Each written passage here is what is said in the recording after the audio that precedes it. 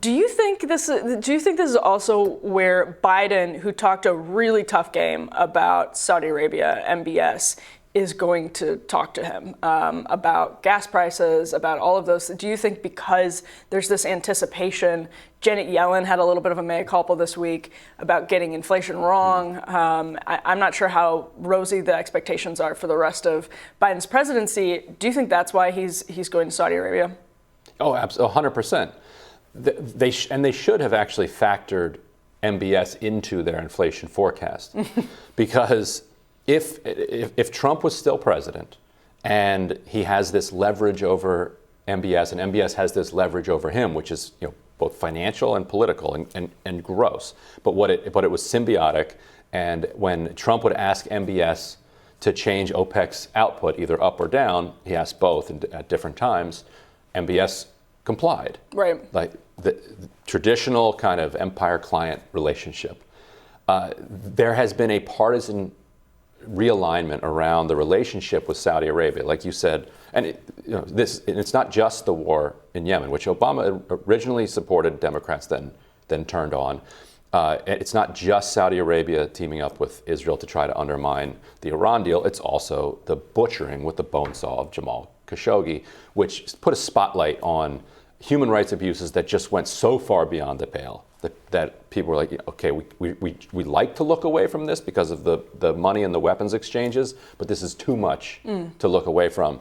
And so Biden in the campaign called MBS a pariah. Yeah. Said, I'm not going to meet with him. And he didn't meet with him up until, he still has not met with him. He has insisted on doing calls or meetings with the king instead of the crown prince, who's the de facto ruler. And so MBS is like, okay, fine. How do you like $4 or $5 for a gallon of gas? And it raised the question of what has been the point of this relationship for the U.S. for the last 70 years. Especially as when Russia invaded Ukraine, the entire kind of rationale for the apologia and then the relationship with these Middle East tyrants has been, well, at least we'll get the oil when we need it in a pinch. And MBS is like, no, you're not getting the oil when you need it in a pinch. And so the answer from Biden seems to be, all right, uncle, I give up.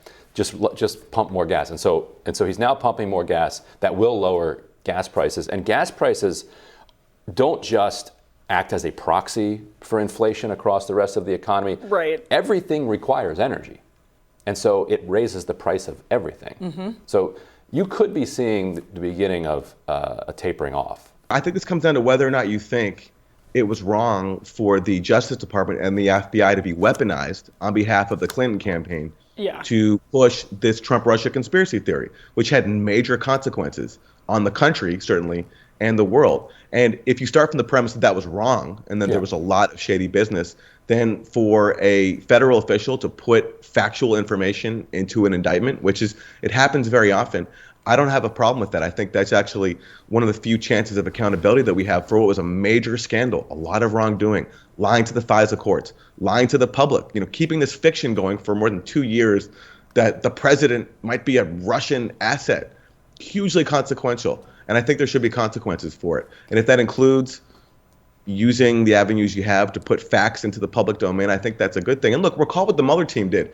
The Mueller team knew all along that they had nothing. That's very, very clear now.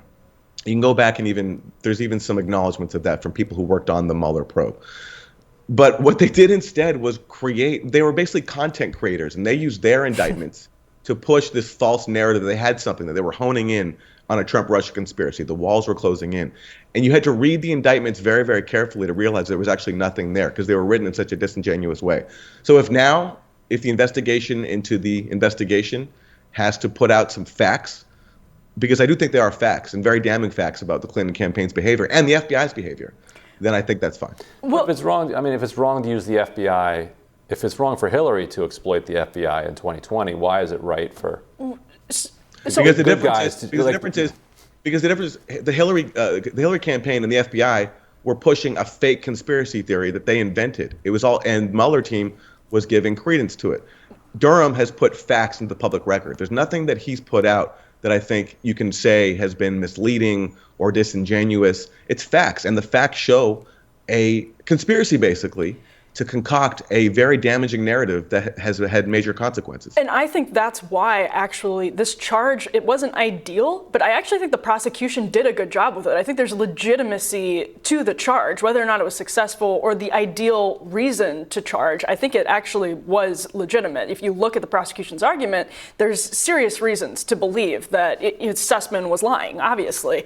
And so on that note, Alpha Bank is as good an example as any, to your point, Aaron, that they invented the conspiracy theory knowing that they had nothing. Both the Clinton campaign and the FBI had reason to believe this Alpha Bank conspiracy theory was bananas, and they're very, very thin from the moment they started peddling it. What can you tell us about the jury and the judge who heard this trial, and I believe actually also had connections? Wasn't the judge's spouse representing Lisa Page? There's something weird in there, right? I haven't looked into that. I do know that there are people who have accused the judge of having partisan bias and the jury of having partisan leanings. That makes sense to me just without knowing the facts, because we're in D.C. Right. So the odds are that you're going to have a partisan jury pool. But again, I will say in their defense, accusing Michael Sussman of lying to the FBI for a lie that the FBI was in on, it's a weak case. It is. Now, perhaps it's the only case that Durham could have brought to get it into court and in the process bring out the facts. But look, I will say it is technically true that he did lie. I mean, you showed that text message earlier when Sussman texted Jim Baker, his FBI contact, "I'm not coming on behalf of any client." We just know that that's false. He's billing his client, the Clinton campaign, for his time, and they're plotting behind the scenes about how to get this phony Alpha Bank Trump allegation into the FBI and to the media. The problem, though, is that the jury couldn't even weigh that text message. They had to weigh the charge solely on the recollection of Michael Sussman and Jim Baker in their meeting. And that's where, to Ryan's point, it gets impossible to prove, because how are you going to convict someone based on what one person recalls versus another? Seeing so many women side with Depp felt like there was something profound and in some ways disturbing going on here. Yeah. You're absolutely right. And you have the right instincts to always think counterintuitive. That's awesome and that's perfect. And then, we have to be reflective. But that's exactly, your thought process is exactly what has been missing from this critical conversation about domestic abuse. This is so serious. And I can tell you that I was a volunteer in the early 2000s in a rape and domestic violence shelter. And that was the emerging, new protection for women with new legislation. We've had like Violence Against Women Act. And then later we got the Title IX changes that were put in place to, protect women and girls in public schools and campuses. But they all went into overreach, because what I witnessed was that there was this anti-man narrative with an assumption of the victim as a woman and the abuser as a man. And that false binary flies in the face of societal understanding. I talked to so many women and men in the line and then outside the courtroom after the verdict. There were folks there that were from the Hispanic community, from the Indian Asian community, from the Black community, so many communities that were ethnically diverse. And in their stories, there was just this truth that abuse and trauma can come from any form, and many forms. And that's what we have to handle in order to move forward as humanity. I have here the propaganda that was put forward. This was the Women's March book that was put out, Together We Rise.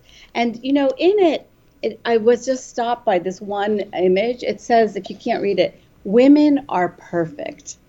Well, I may be perfect. I'm not. I'm not. But women are not perfect. Men are not perfect. We are all human beings. And that was a fundamental flaw with this movement that is now become correct.